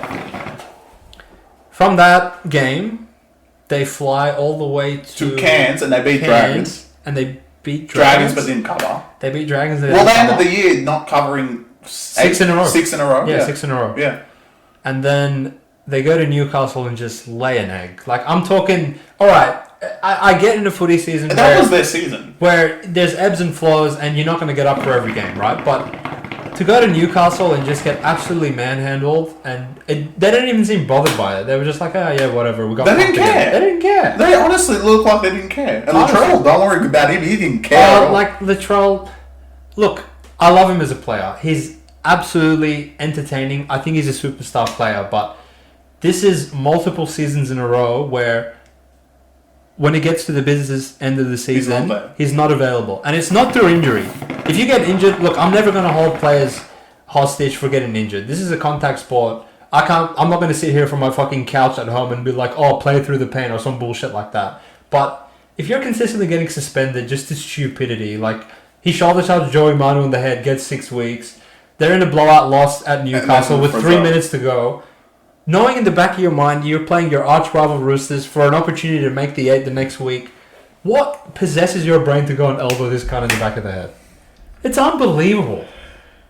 And then they I know he's a hothead and that he plays off that and whatever. And they laid an egg at the end as well. Like the Roosters game. Roosters in Manu. So going into that game, I honestly believed in them. Right. I was like, look, this is a team that's made 5 straight prelims. They've made a grand final. They're going to pull it together. They're going to go and they're going to beat that Roosters team. And they didn't even come close, to be honest. They didn't. Yeah. They were the more talented team. The scoreboard might have indicated it looked close. When I was watching that game, there was not a minute where I was like, yeah, I think Souths are going to win. Yeah, no, I don't think there was either. No. I think at that point it wasn't even the talent, it was just the mentality. I think their brains were already in Bali with 3 weeks. Yeah, no, I agree. Which is extremely disappointing. It's disappointing. Shout out to Cam Murray. What a captain, what a player. Week in, week out, this guy gives his all, ball in hand, without the ball. I think he's a superstar. Cody Walker had a mixed bag of a year. Latrell, mixed bag of a year. I think their demise began when Latrell had his hamstring injury, calf injury early on, at around round 10 or 11. But to not be able to overcome that and at least make the 8, I think that's absolutely shameful. They were the most underperforming team in the grand scheme of the season, and I give them the biggest, fattest F. If I could hold it across my head for the next 6 months, I would do it until they play round 1 next year. Yes. I'm fucking off them. Oh, mate. But round 1 next year does bring another breed of player to them. So they do get Jack Wyden, which I think that puts... the rich get richer. The rich get richer. My God, Wyden coming into that. What a luxury to have him in the centres. But let's see how JD goes. I think JD's half the problem. Well, they don't think that, mate. They just re-sign him till 2026. He's the problem. He is the problem. Look, he's got a tough job. At least they don't have tough. You've got to think of it that way. You don't rate him. Next team. Because I'm not going to talk about that. We go from one disappointment okay, you take to this. No. I'm going to take the shisha back from you, mate. Because it's my turn. Because now it's Para and then Cowboys, which I'm excited for both. Alright, Parramatta. You became 10th. Yes, everyone thought that the Cowboys finished above them, but they didn't on point difference, which was hilarious. If saying that, we had a very interesting year. I think we said it at the start. It was a weird year because 3 of the prelim teams that made it last year actually all missed the 8. Didn't make the prelim. Missed the 8 completely. And one of them being Parramatta, who were grand finals. Let me just start with their first 5 games. Whoever makes the draw needs to have a look at who they're playing and incorporate this bye. Whoever made the draw was just on Para season total wins unders. Clear. There's no other explanation. There is no other monstrosity of a draw. Unless they thought all of a sudden there wasn't a bye. Because whoever made this draw, they're the only team in the competition. You can go look this up. They played 3 teams off a bye in a row. What the hell is that bullshit, mate? In a row at the start of the year. When you could take a break, everything feels sore, you're not in that game fit mentality. And the one they won was Penrith, which was hilarious. They actually beat Penrith twice this year, they actually have a winning record whenever they've won.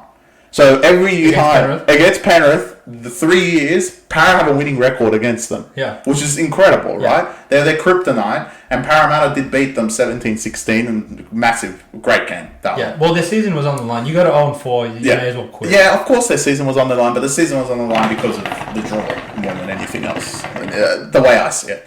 And these are all narrow losses as well, right? They go to Golden Point in the season opener against Melbourne. They lose that. Yeah. They lose to Manly by 4. They lose to Sharks by 4. Yeah. These are all games that, with a little bit more luck, they're not in that 0-3 hole going into that Penrith game. And playing them off a bye just gives them that little hope. If you're playing a team off a bye and lose by 4, no one's going to be like, oh, all right, you guys had a crack, right? Especially with their draw. They weren't playing Tigers off a bye. Yeah. They played Manly, they played Roosters, they played Penrith, all off a bye. I wouldn't even give Tigers a bye next year. What are they going to do with it? Train. So, they had the worst start in the draw. After the start of the draw, they had maybe the run that I would say they were possessed. Comeback season. They were incredible through that run. They scored points at will. Yeah. They were all fantastic. Their offense looked great.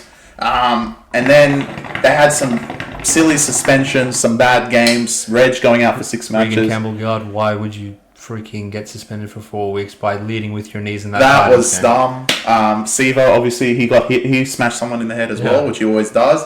That's in his contract, though. He does that. Dylan Brown's actually clubbing right now, but he knows what consent is. They now, taught him. They taught him. He's all good next year. They taught him at training. They must have. So obviously, all of them being out, as he was out towards the end, they as he was playing, like towards the end, he played most He's of a the games. player. Yeah, he is. Well, he beat Penrith, didn't he? No one else seems to do it. That's true. They did it. That's true. Yeah, they were plagued by suspensions. The start of the year didn't put them well. I think they were already tired after 5 games, which I don't blame them for what they had to play. Yeah. I think they were the only team to play Penrith twice, Melbourne twice, Brisbane twice, Rabbitohs once, Sharks once, Roosters twice. Fuck's his draw. They played a horrific draw.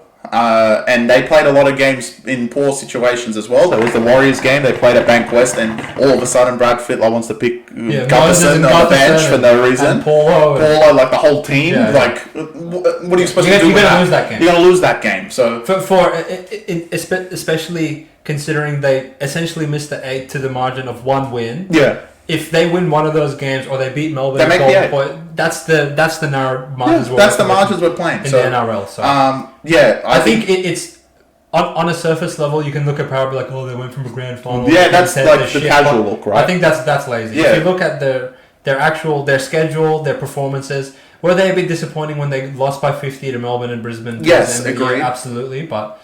By then they were on feud. The year, I think, was the Titans game that they lost. Yep. I think it was a Magic Round. That was probably their year.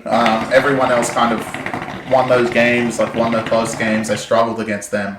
Not to say the fact that 2 of the wins were against Penrith, which incredible. No one else has done that. Best player I had Mitchell Moses. I think he was great. He steadied the ship. Did something Reynolds didn't do. Yeah. He was out towards the end. Maybe if he was there, they could have beaten Roosters, and they probably would have went to Penrith and lost with Moses. That's how this sport is, and they win with Azzy. And then worst player, I had Dillbags. I think just let the team down. I don't think he was as good as last year either. But yeah, letting the team down for like 6 matches is insane. Mate, for Para's best player, you can just lock in Clint Gutherson for the next 5 years. Yeah, of course. He's incredible, but I thought I'd put Moses in there. I think they'd fall to pieces without him, but anyway. Yeah. I think this is a top 8 team next year. And I think they will make the 8. You know what? I'm going to even go to they'll make the 4. Wow, fuck, big call, man. I think look, they're not going to Vegas, so that's fine. They're a public team. This is the only thing that holds them back from the 4. I think that's the biggest thing. Which now that everyone's competitive, playing Penrith every week or playing Penrith, South, Roosters, stuff like that is going to kill you. Yeah. So they're a public team. Everyone wants to watch them. Bankwest, the big games always sells out. In saying that, they have, they always play Dogs and Tigers on those main key days, which next year they're going to be shit as well, so that's fine. But yeah, we'll see them next year. I think they'll be great again. Great? I don't know about great, but will they miss the 8 again? I don't think so. I'll shave my head if they miss the 8. I'll be doing this recap bold. Yeah. I believe in them. Yeah, I think they'll make the 8. If not the 4. I'm going to say the 4. If you've held me accountable on live, it's going to be 4. Mate. I'll back myself. Fair play, mate. Fair play. Is it my turn again? Oh, yeah, because my team. Rapid fire, mate. Rapid fire into Cowboys. Cowboys are fucking walking. I love talking about these guys because they made the prelim off horse shit. And they lost to Parramatta. And guess what? They finished below them. Let me start with their start of the year. Did they not? They covered 0 out of 7 or 6. 7 games in. If we're looking at when they lost by 40 at Cronulla, they covered 1 game. 1 game against Titans. Which was Titans. Yeah, which doesn't even count as a team. They beat Titans. They went to Shark Park. You know what? The reason they didn't make the 8 is their 2 losses to Sharks. They won decent games. Yeah. They beat Melbourne by 25 in 25, yeah, 25. It was incredible. They beat everyone. Obviously, they beat South 31-6. They beat South. Yep. They beat everyone. They beat Roosters in Magic Round at $5 underdogs by 20. Yeah. They were competitive. Not in the last Penrith. I think they only played. They beat Penrith. They beat Penrith as well. I wasn't full strength Penrith, but they beat Penrith. Yeah. What I've got written down here is Jason's 250th game. This was the dagger. Can I put this into context first? Okay, you put it in context and explain what happened. So, they win about 4 or 5 games in a row. They know they have their bye round coming up in a week.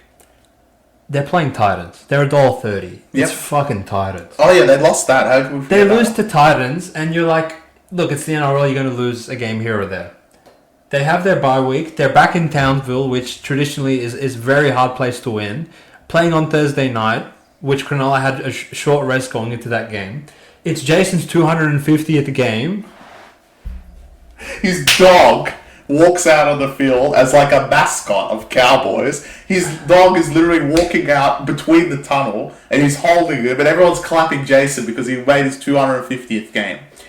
Then the game starts, and I think Sharks scored first. They did. They went 6-0. Then Cowboys rallied back, got to 12-6. From that point, I think I've scratched this in my brain for the rest of my life because this was the most... It's just unbelievable. It's unbelievable. The quick job from that point to the end of the game to lose to Sharks off a bye in Jason's 50th, I don't think will ever happen again. Yeah, I agree. And this is a team that most of their success last year was off effort plays and defense. That Sharks game, it's not like you're freaking conceding backline shifts. Royce Hunt, red carpet to the try line. Jack Williams, red carpet to the try line. Nico Hines, I'm just going to dummy and put the ball on the try line. Your fucking season on the line. Are you guys serious? What kind of fucking performance is this? Yeah, I mean, on top of that, they had when they weren't as good, we can always look at the fact they lost 66 points to the Tigers. I mean, they did counteract that with 74. But to lose to Tigers in the first place, when they only won 4 games the whole year, is not the best. That's a huge red flag. But in saying that, they turned it around. They did what they did. They turned it around. They were on fire. Drinkwater, I had him as the best player. I don't even think it was close. Yeah, I agree. He was outstanding across the team. Every time they would bring the graphic up of how many tries does he have, I was like, who the fuck are we playing? Exactly, man. Who the fuck are we playing? Straight up. I mean, he was great. Valentine Holmes was fantastic until, They say he's fantastic on the bags as well. Bro, it's just a show, bro. It's just a show. It's just a show. Yeah, I'm sure. Yeah, it's just a photo. Don't worry, bro. It's fine. Look.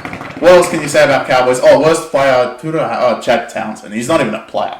He's the fact that Jake Clifford is... They have graphics that they're going to put Clifford in. Come on, bro. Are you that bad? He's that bad, mate. I mean, it makes sense because he was shopped around a little bit before he went to Cowboys anyway. Did he play for Warriors? There was no bias, mate. Yeah. He played for Warriors.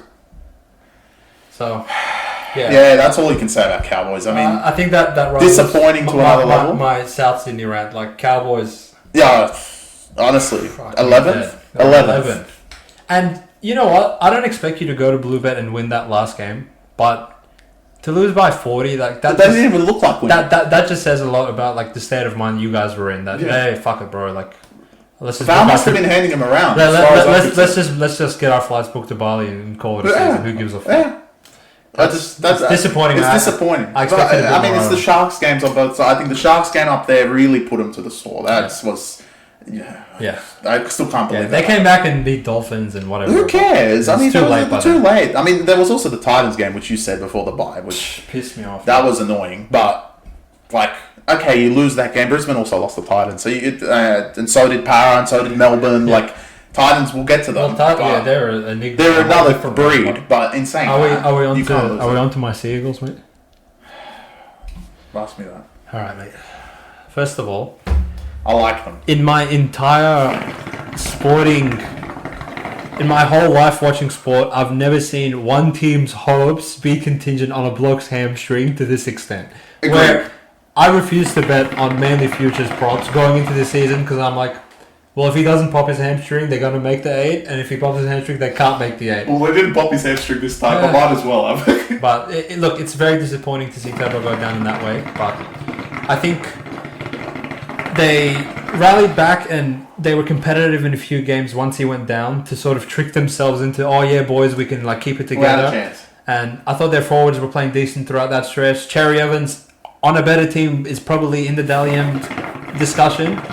I think he's absolutely elite leader in this league. I would go to war with him any day of the week, mate. Outstanding player. He's aged like wine. What is he, 34, 35? Correct. When you watch him play, you're like, mate, this guy's an absolute class act of a halfback. Great leader. Jake Trbojevic, look, you can't get any more leadership out of your forwards than him. No. I thought Olakau'atu had a breakout season. The fact that we haven't seen him in the sky blue, I think, is a testament to our selectors, but that's just disappointing. Josh Schuster, now this is where it gets interesting with Josh Schuster. Well, next year's the tell. I mean, this year was the tell, but... Look, I'm not opposed to clearing out Kieran Foran to give this bloke an opportunity to play 5'8", and all we heard in the preseason was, he's getting fit, he's running marathons, he's lost 73 kilos, he's ready to play, and the dumbest thing for me was he wasn't playing great. They signed Luke Brooks, and you're like, well, all right, Cherry Evans isn't going anywhere, so what the fuck's going to happen to Schuster? And they signed him to play back row. They signed him, he's on more money than Olu Kawatu, which he should actually give him half his paycheck every week as a direct deposit into his bank account. Agreed. And they signed him, and 1 week later, Jake Arthur's playing 5'8", and this cunt's completely out of the squad. Well, he didn't run too many marathons. He just had more marathons at McDonald's, maybe. Like, I just don't understand what the fuck is going on there. But in saying that, is he a talented player? Sure. Is he lacking a bit of ticker? Absolutely. I don't like the optics of what they've done with him. But in saying that, a healthy Tom Trbojevic, a decent backline, group of forwards that have improved week by week and have a lot to build on to next year, and a spine of Cherry Evans and Luke Brooks, I think I see this team making the 8 next year big time. Yeah, I mean, with Turbo, of course. And you got to think in the last 5 or 6 weeks when everyone thought they were finished, after the loss to Cowboys and Brookvale, they just, any line you put in front of them, they covered it. So they were electric offensively. Kohler had a breakout. Yeah. And I don't know. I'm not going to sit here and pretend I know everything about Anthony Seibold, and some of the bullshit he says in his interviews where he makes excuses for everything does me a little bit. But in terms of the way they can manipulate, throwing the footy around, deep in their 10, even on the opposition, like when they're fully healthy and Turbo's there, I see him on the 10 meter line, I'm like, all right, they're going to score because they're really fucking hard to deal with. Yeah. If they can just tighten up defensively a bit more, I see this team as a definite top 8 team next year, barring injury. Obviously shoulder. I think there's a lot of people not taking away the fact that it wasn't his hamstring this time. Yeah. I think everyone's like, oh, Turbo's injured again, but this time it's his shoulder. Yeah. Which will affect passing, will affect him running the ball. That's fine. I think he tore his pec, no? Tore his pec. It's upper body. That's my point. Is upper body. Yeah. Is that when it would probably be more concerning if it was just like a reoccurring hamstring problem. Correct. But this was more of a freak injury where, 2 minutes into an Origin game, you go to pump the center and throw him out, and you land on your arm and you tear your pec. So yeah, and he's able to train on his leg. Yeah, he can still run. And I think there was a lot of back and forth. Oh, is Turbo 100% fit even when he came back because he wasn't at his full sprint speed? Yeah. So I expect this year coming back is going to be a different Turbo from what we had before because I agree. He doesn't need to worry about his hamstring. You're thinking he's going to be more of the Dalian Turbo. And he will have a whole preseason, everything behind him that he's been able to strengthen that hamstring. Yeah. Obviously, the pec is going to be hindering for a bit. He's not going to go into tackles, that sort of stuff. But I feel like that's going to be more... he'll be able to recover from that better than what he did before. No, I agree. So I think people haven't thought of that. Everyone's just, Turbo's injured. He's going to get injured again next year. Whatever, but it was a freak injury, like you said. And I think next year, without having that problem with your hamstring and having a whole preseason, is a different Manly. And obviously with him, you can scratch what have we got on this list. Raiders, obviously, Knights. There's so many teams in the 8. There's probably 4 teams in the 8 that these guys will be. There's only 8 spots and there's about 12 or 13 teams. We still got more teams that could probably make it. But I do not discount the next 2. Okay. I think after that we're done. Okay. But the next 2 are not bad. All right. We're on the Titans, right? See, everyone forgets some of the ending tables. It was actually Dolphins. So we'll go on to Dolphins, which actually is a happier story and probably a lot shorter than all the other ones. I agree. Not too much to say, but look... Let's say they were fantastic. What an addition. I want to say thank you for bringing them into the league. Yeah. They were a welcome addition. Wayne Bennett, everything that happened there to get him in. Yeah. Exceptional. Yep. Obviously, no one expected them to do what they did. Yeah. Considering the amount of time they had to build a roster and a coaching staff and get everything prepared in that way, I thought they absolutely exceeded expectations. I agree. This was a team going into the season favored to win 4 games, which I think that's pretty disrespectful of a Wayne Bennett team to assume that they're only going to win 4 games. But who are we playing? Who the fuck are we playing? Yeah. I think after week 1, everyone was like, all right, fuck, they're not that bad. Yeah, no. After week 1, and then they beat Newcastle. Everyone was kind of like, well, they're pretty good. Yeah. And they can play competitive against Brisbane few weeks later. They beat Raiders in week 2. They beat Raiders in week 2. They were at a point where they were 3-1. Yeah, 3-1, 3-0. Yeah. And they were flying. I think everything is... This was a year that they just wanted to enter the league and see how they go. Sure, they exceeded expectations. Yeah. Next year looks a lot better. I think they made some great signings. Yeah. They obviously have flaws. I don't think this is a team that you can say can make the 8. Probably still a couple of years away. They're still a couple of years away. Look, they had that little fall through the middle of the year.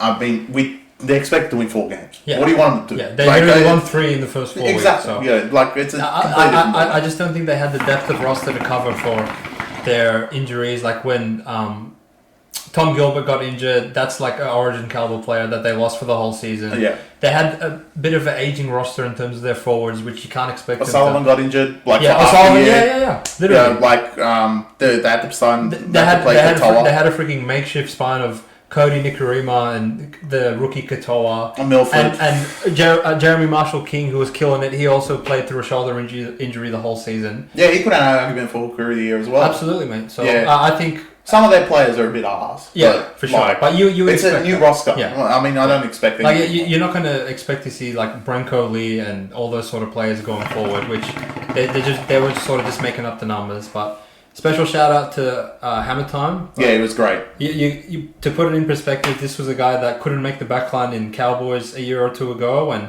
we saw the raw talent and the speed, but I think he converted that into consistent, amazing performances. I think Wayne Bennett was the best thing that could happen to him in his career, and not only did he dominate the season at fullback, but I thought he was one of the best players in the Origin. Yeah, he was great in Origin. Playing at centre, so mate, they have a franchise cornerstone. Yeah, and he has a young talent. Wayne Bennett's got him on his side. He's got a few more young talents coming across, Avarillo and Farnworth, and Flegler, which is big signings. Yeah. The Redcliffe Broncos. The Redcliffe Broncos, you could say that. They have a few. Yeah. Asako was amazing. I think he won points of the year. Yep. He won the Dalian Winger of the Year. Yep, It was great. Yep. Shout out to him. So yeah, all of them were fantastic. I don't even know. Shout out to Tafare. I don't even know who had my worst player on this list. Oh, it was Aiken. Yeah, he's not a player. Yeah, well, if there's a 5-on-1, he still won't pass. So at least you know he's not going to pass. Yeah, I know. It was wow. How did I forget about him? Yeah. Did he play centre most of the year? He played second row as well, didn't he? He was bad. Yeah, but wow. Yeah, but not much to say about Dolphins. I think they were best player you can toss up between, I guess, Jeremy Marshall King and Hammer Time. I'll give it to Hammer Time. Sako. They were all great. Yeah. The whole team was fantastic. Agreed. Speaking of a team which their whole team was not fantastic. Titans. Who are we on to now, mate? Titans. Titans. Look, they're a strange team. Confusing team. And I think from the middle of the year, they knew next year is the project. Is it fair to say that Titans are the team that can beat anyone and lose to anyone? Yeah, I think that's they are. They're the reason that exists. And their resume conveys that as well. This is a team that beat Melbourne, beat Brisbane, beat North Queensland, and I'm sure they lost to some absolute degenerates. Beat Para. I'm sure they lost to some degenerates throughout the year as well. I mean, they lost to Dragons. Yeah, well. I mean...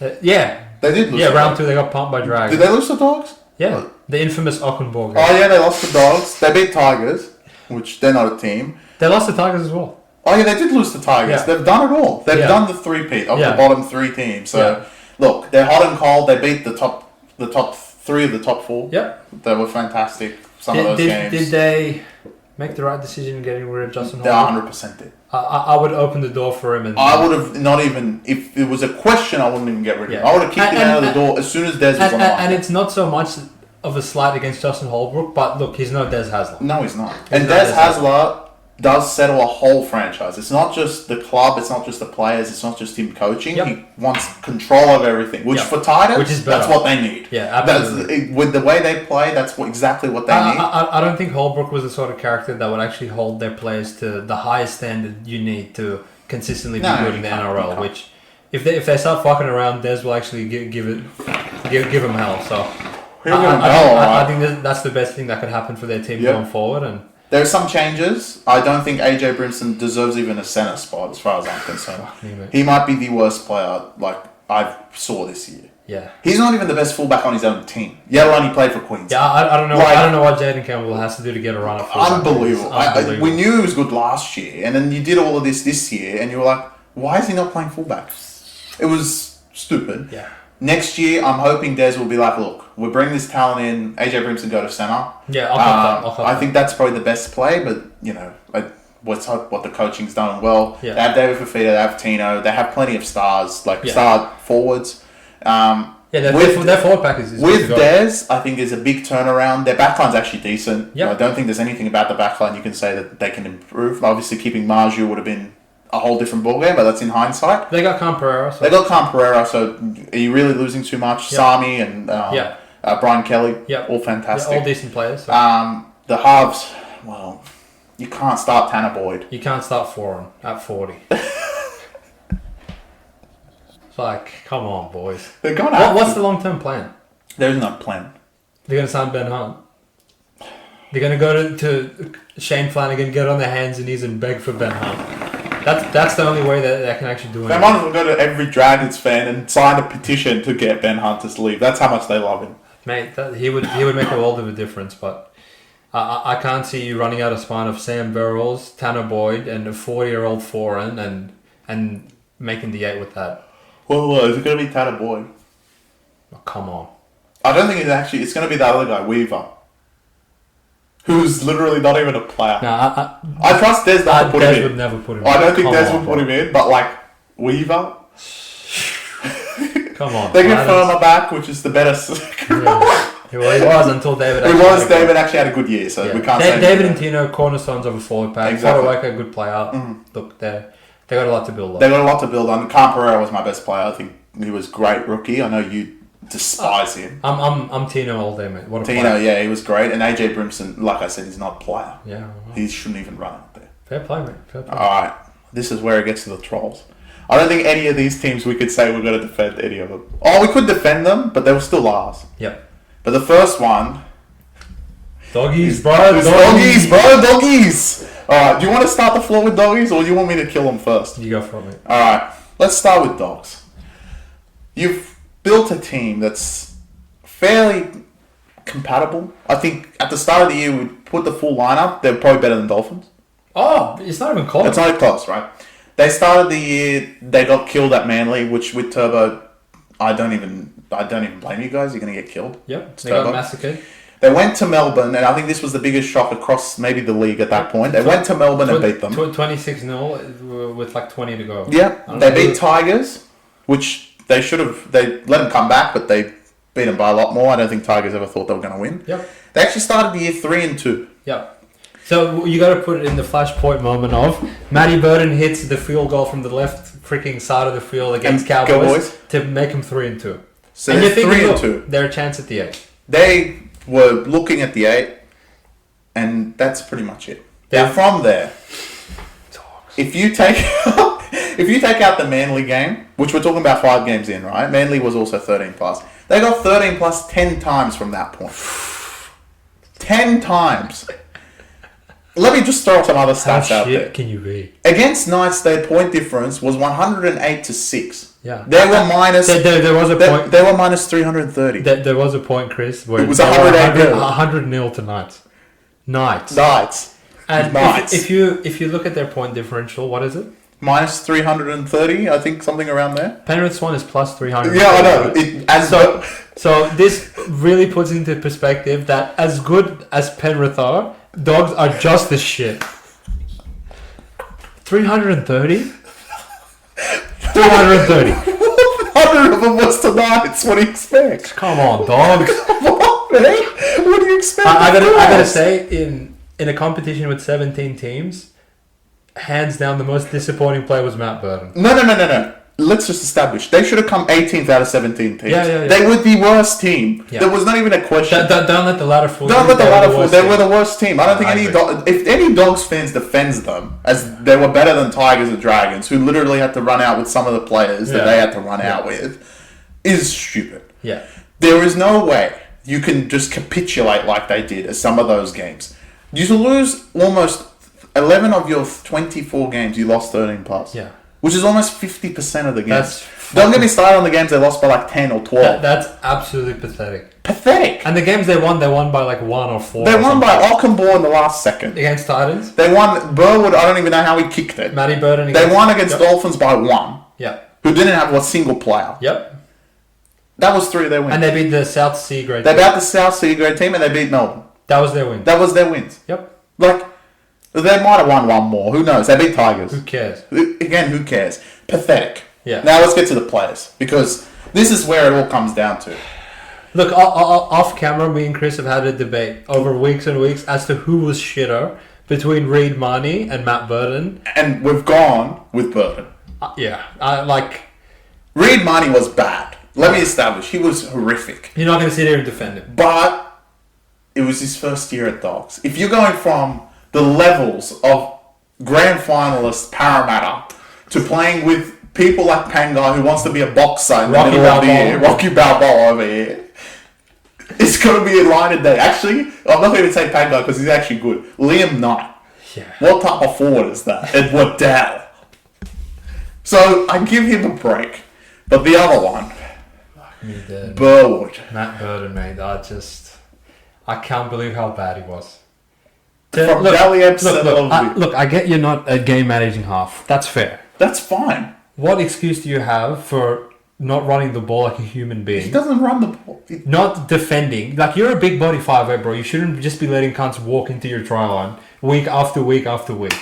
And yeah, he can put up these spiral bombs and everyone drops them, which he doesn't even put those up as much as he should. Why does he put the normal bombs up? I'm going to say he averaged 3 7 tackle set giveaways per game. Yeah. Because he literally just boots it and it goes over the touching on goal and he just looks like, oh fuck, I did it again. Yeah, you did it again. Or he kicks it out short and that occurs, like, how fast do you think he is?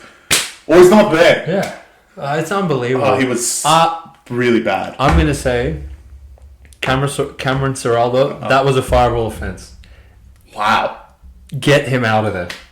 This is a fucking club that, with all their salary cap bullshit problems, they bought Dean Pay off the side of the street and were like, hey, can you fucking coach these degenerates? He was like, yeah, I'll have a crack. And what was their problem? They were losing games like 12-4. They couldn't score. But fair enough, they couldn't score. They didn't have talent. But you can never look at that team and be like, fuck, they're not having a go. And even Trent Barrett, as shit as he is as a head coach, they had a go from everywhere. They did have a go. They Cameron had a go Serraldo, if you're going to make it anywhere in this league, you need to have your players back you up with their performance of, look, if you got outplayed, fair enough. If you fucking lost strategically for whatever reason, fair enough. But if you look at like that Knights game, they literally quit. They quit. The Broncos game, they literally quit. Oh, that game. This is easily the worst defense in the league by a country mile. And this is a league with Dragons and Tigers. At the start of the year, they were like people of the streets for Josh Reynolds returning to Dogs, and the way you guys signed him off was terrible. Your freaking New South Wales Cup team couldn't even win, let alone your degenerate first grade team. Unbelievably. I could go for days on them. They're that bad. So I don't think they were last. And you know what? Gus Gould. Next year. We didn't get to next year. What are you doing? A 20-year rebuild? You're going to sign... This is their signings. Jamin Salmon. Blake the Accountant Taff. Personal favourite. Critter. Drew Hutchison. Turpin. Where's he playing? Wing. Like...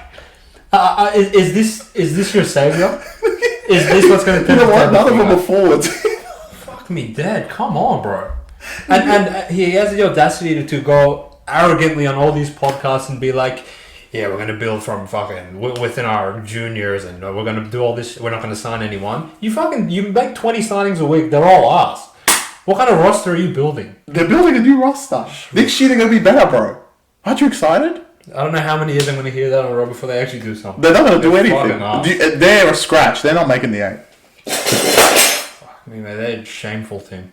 They're shameful. Absolutely shameful. Yeah. Alright. Now it's time for Dragons. Well, we're done with Dogs. Is there anything else to say? Also, your best player was a player that's leaving. Yeah, Amarillo was incredible. Hold your head high. I'm not done with Serraldo yet. You know what? Go ahead. So, let me get this straight. You start the season, and remember, every week at 4 o'clock, me and Chris get on a conference call, and we look at the team list, and we're like, all right, let's see who's playing where. I was staring at my phone. I kept blinking, like expecting the team list to change. Hayes Perham's playing fullback, and I'm like, okay, maybe I'm not in their preseason training. I don't watch all this bullshit. Like, maybe he's pretty good. He's not good. Right off the bat, he's not good. So what does he do? He's like, fuck, all right, this guy's shit. Let me put Jake Averillo at fullback. Was Jake Averillo their best player this season? He was the best player wherever he played. Could you watch him play every week and you're like, this guy will break his neck to actually have a go for this team? Agreed. Was he a makeshift fullback, but he actually played the position pretty well? Yeah. How hard can it be And then after all to that, find a talent like that? no. After all this, I look with 4 rounds to go, and hey, his parents playing fullback again. Like, what the hell are you doing? Come on. I can't believe they brought him back. Look, if anyone can defend Cameron Serraldo, I would love to hear your take in the comment section. Oh yeah, I would Come love on. it. Anything. No. You know what? Even past Serraldo, anything about dogs. What are you going to defend them with? They had injuries. They're an injury. I had an injury watching them play. They're fucking ass. They were hands down the worst team in the Not even competition. close. It's not even like just every game quit job. Yeah. Towards the So end. look, they got a lot to make up for next year, mate. Did you? They are, mate. Serraldo has a lot to make up for I because agree. next year's year 2, mate. Well, all I've heard is like he didn't get the players he picked the year 1, blah blah blah. Now you have Tough and Taper, and let's see what you do with them. Well, Taft's going to play fullback. He's running the books for the Dogs as well. He's running the debiting and crediting. I can't believe he's going to play fullback. Actually, they're going to start him fullback, then move Critter there, and then they'll move him back. Yeah, so he actually has a hat on his desk with all the players' names in the team, and every week he's like, "Fuck, I got to pick my fullback." All right, this week it's Tough. Next week it's Barrett. Actually, the only thing I can't confirm is Rajab will still be in that hat. There's also that. Did he start against Knights? Yeah, he did. Let's just move on to The next one, you want to get onto Rajab? No. Oh, okay. Oh, we'll save that for the prelude. Yeah. But when they name him in first week for you. He's playing front row. Alright, Dragons. I personally like Dragons. I know you like them. I like them a lot. I think they always have a fight, and they did again this year. Yes, they finished 16th, but literally, I totaled, they have 5 players. Their 5 players are Ben Hunt, Lomax, Yep. Ravalawa, Yep. DeBelland, Yep. Sua. Okay. That's it. Wow. Is there anyone else you would add as a player? Oh. So, and I'm saying, like, obviously, I think we've been, like, disclaimer, we're comparing you to your peers. I think that's the best way of saying it. We're comparing to other players in the league. Yeah. And as far as I'm concerned, outside of those 5, not one of you Look, guys would have been signed anywhere else. If any of those other blokes became free agents, they would struggle to get a starting job elsewhere. Yeah. And that's just the fact of the That's matter. just the fact of the matter. That's None just of the them fact will of the get signed. So, for a team that had 5 players, they showed some fight. They lost 13 plus 7 times compared to Dogs' 11. Okay. Which is not that bad when you look at their team. I don't think they ever quit. Towards the end of the year, they were competitive, very competitive wherever they went. They were the kings of covering and losing. Covering and losing, which respect to them. They had a great crack. I agree. And And you know what? They literally had an interim coach for like 15 weeks of the season. So, look, fair enough. You're going to argue that they can fire up for the new coach for a couple of weeks. Maybe I'll entertain that. But once that point finishes, like, you got to think they know they're not going to make the finals. They know their ass. They don't have a coach. There's no accountability in the building. But yet they went out there and they had a crack every single week. So every single one of the players had a crack. I can't say anything bad about. I mean, I did, but my point is they actually played for the batch, and I don't think Dogs did that at all. No. For any of their players. So it's a big difference when you look at Dragons. They're probably the least talented team in the competition. If you could pick one roster that you wouldn't want going into the season, it's debatable between Dragons and Dolphins. But I would take Dolphins.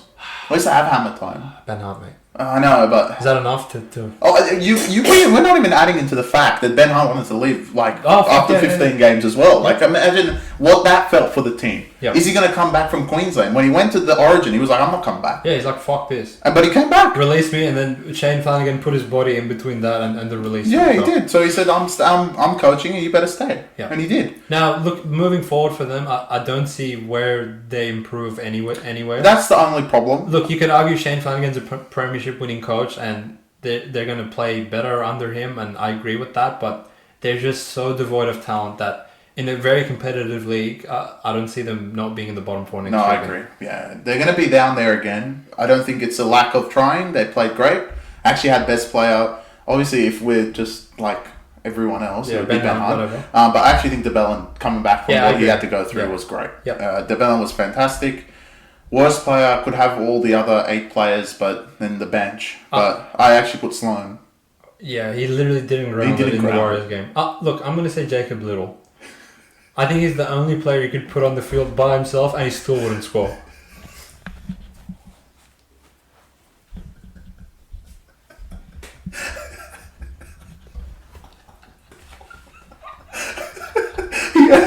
Well, he did score against Barra in that one game. Mate, he'll never score. But I think he did score this year. we'll have to go back and check the tape. But fuck, man. But my God, it was bad. Yeah. Well, like if that's going to be your roster, then what can you expect? Agreed. This thing's finished. But yeah, I don't want to say anything about Dragons. I think Fair play. I like them. Look, if we're going to base this off expectations going into it, no one said they're good. So No. they finished right about where you expected them. Agreed. Maybe a bit above Dogs because Dogs were actually worse. Yeah, I agree. Yeah. All right. Now there's one team remaining. There's one team which if I had a wooden spoon, I would get it and wave it in the air for these guys back to back. They're your teammates, so. Look, they started the year probably the worst out of anyone. Yep. They had 3 winnable games and lost them all. They played 2 games at Leichhardt. And look, the Knights, obviously, if you look at Knights at the end of the year, you're going to be like, well, they shouldn't have won that game. But Knights at that point were not Knights. Yep. Kalen went to the sin bin in 2 seconds. Kalen got concussed 2 minutes in. Jacob Saifidi got sent off with 20 minutes to go. They're moving and mixing and matching players everywhere. Tigers dominated like 60% of the ball. Like, what's it going to take for you guys to win a game at Leichhardt? Come on, boys. So, losing those 3 for the whole team and everyone that had them doing much better. I had them much better. Bro, you can't start the season. We were talking about fucking Paris draw and how it was murderous, bro. You can't start the season at home to Titans, at home to Knights, and then go on to Bulldogs and leave that 0 for 3. Yeah. Your season's done and dusted. The season's done and dusted. Like, it's not like they expected to make the 8. Yeah. I didn't expect that. Yeah. But to not come last, that was definitely an expectation. What was the point of going out and signing Coruscant and Papali and Bateman and just being shitter than last year? It literally doesn't make any sense. But the whole morale of the team, Tim Sheen, Spengy, Robbie all being in the coach's box, to go 0-3 against them would have been mentally draining, and I don't think they ever recovered. It was a fuck. Here we go again. So literally, and they did that most of the year. I think they were competitive in some games. Obviously, they're not talentless. They're talentless outside of a couple of players. The only positive. Shining light, Jareem Buller, mate. What a player. Buller was fantastic. He should have won Rookie of the Year. Yeah. Obviously, I guess he didn't play enough games, but. This is the guy that he's got a role at fullback, mate. Running the ball, stopping tries, tuning into the back line, effort plays, mate. And to be a star on that team, which won 4 games, you can see how good he can be. Yeah, for sure. So Tigers, I think, re-signed him for a lot of money, which deserve it. I don't know what the fuck they're going to do with their halves next year. I guess Adam Dewey comes back from his torn ACL, but they signed Jaden Sullivan, which I can't even look at him. He's not a player, he's one of the non-players from the previous list. Yeah, sure, but... I don't see any improvement in these guys at all. Maybe they'll fire up for Benji for 3 games, but mate, I don't think there's any improvement. They're just a rubbish club. There was also the fact that I think their forwards' name on paper weren't as good as they were supposed to be. I can't tell you how many weeks I was like, "Oh, this is a good forward pack," and then I get to the game and I'm like, "This is not a good forward pack." Yeah, and I think that goes to a testament to Isaiah Papali and Bateman. Yeah. You're 2 main signings of this club coming in. Bateman won last team as a Dalian second row of the year. Papali at Para was second row of the year, but I guess they got the Warriors Papali and not the Para. Yeah, they didn't. So. Honestly, they were bad. Come on, bro. Really bad. Yeah, they were really bad. They were probably why a lot of the tries went through not defending Brooks or not defending, who else playing some... Wakeman, whoever was there, right? Obviously, I don't just blame them defensively, but they were like almost the leaders at that point, outside of Coruscant and Coruscant Buller. They were both stars in their own team. Like, I don't think there's anything too bad to say about Tigers because after the first, they're shit. No, there's no doubt about that. But after the first 3 games, I guess you're just like you're kind of like, you know what, they're a write-off. They're finished, right? Dogs are a different breed to that, because you're like, well. How do they win in Melbourne? Yeah, right. Tigers would never do that. Yeah, no. And I guess, I feel like Tigers were more competitive in their losses. Obviously, they lost 74-0 to Cowboys, which they got even for when they beat them 60 whatever to 10. But towards the end of the year, when they had every reason to quit, outside of the last game when they played Manly and they were literally just running out Joe Schmo off the street, I thought like they weren't as let me just roll over and lose by 50 every game. So yeah, no, they had a crack. I think they were a bit better than everyone else. Yeah. Well, they came last, but I don't think they deserve to be last. Yeah. That's debatable. There's dogs, but I wouldn't even put them in the NRL. I'll put them in the New South Wales Cup. They're that bad. New South Wales Cup? Yeah, they're that with Serraldo? Or like they would get... No, yeah, he'd take him with you. He could go with them. Yeah, because he's not an NRL coach. But... honestly, they had a better offense with Baz.